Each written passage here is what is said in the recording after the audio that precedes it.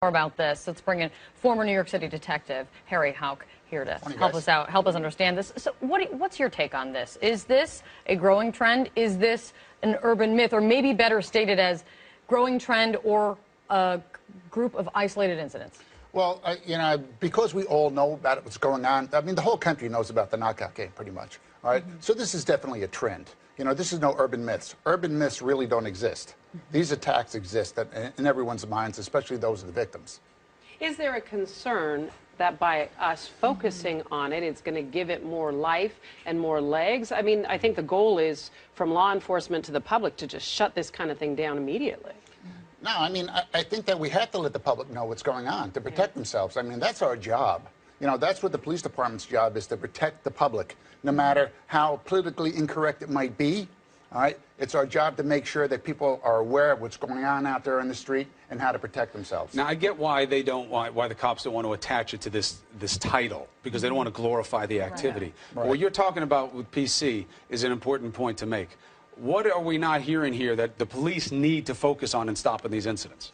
Well, I'll tell you, stopping the incidents are going to be very hard to do. There's no way we can find out an incident's going to occur tomorrow or the day after, because these are random attacks, all right, on the street with groups of black youths, all right? Now, I'm asking people, who I run into every day, what are you doing to protect yourself on the street? And basically saying if they see a group of black youths, they cross the street. See now, okay. So that's going to be a problem right there. Right, that's going to be a problem because, nieces and nephews and kids and black kids around that don't need to be made to feel that they're a threat simply because they're hanging out with their friends. Well, and so there's a concern. You can see how that concern is going to grow, right? There is a concern there. Not every black kid is doing this. Of course. Right? It's very few. All right, but if you're the victim, all right, if you're a potential victim and you're afraid walking down the street and you see a group of black youths, all right, everybody I am talking to says they are crossing the street.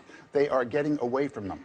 All right, and that's what's happening. That is a fear that's been created, and it's something to concern. Yeah, because the good black kids are going to say, why are you crossing the street when I come walking by? The vast majority of kids aren't doing this kind of thing. All it takes is a couple black of bad kids apples. Are getting clocked too, which is another thing that's going to be underreported. Sure, that is happening also. It reminds me, we had this before. It's not new. Okay, there was an incident that happened like this in New York City where they actually targeted a kid who was mentally challenged.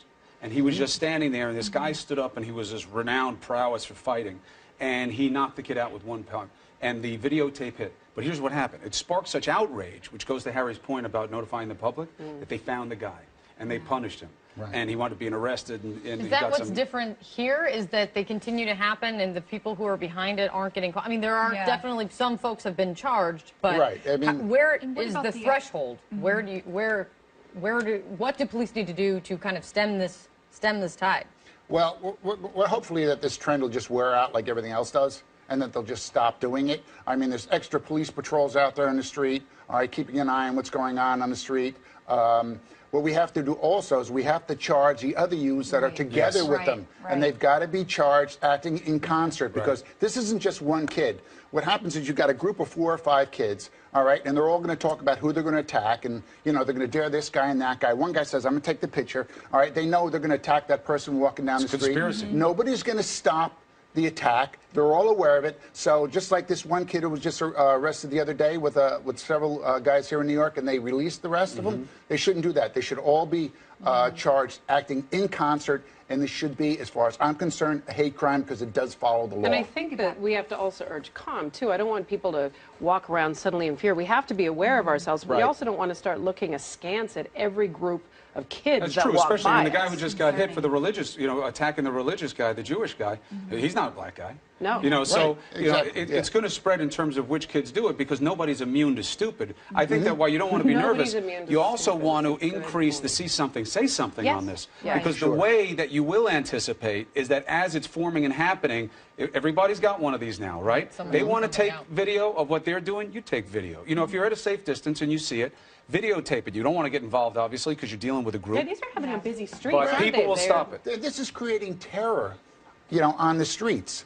People are, as soon as they see black youths, and like I said, everybody who I've been talking to, and I know you don't like that, Michaela, well, you can understand why they think that way. No, but you also can understand why it concerns me, Harry, right? No, it concerns me also. It really does. It concerns me also, because, you're you know, you're pointing the finger at some kids who would never even think about doing something like this. But you as a person walking down the street, you're saying, I don't want to be the next guy to get clocked in the face. All right, now, you got people who are dead. You got people who are seriously injured.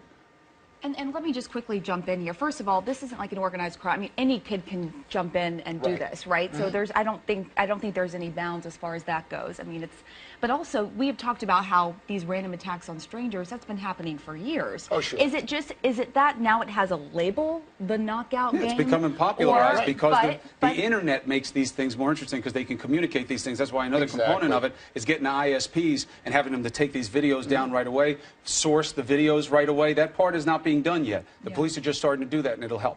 It'll help. Harry, thank you very much. Appreciate the perspective. You know, there's no question. Lots of concerns on this. You don't have to be black to be worried about the perception of blacks. But, you know, we have to do everything we can to stop it.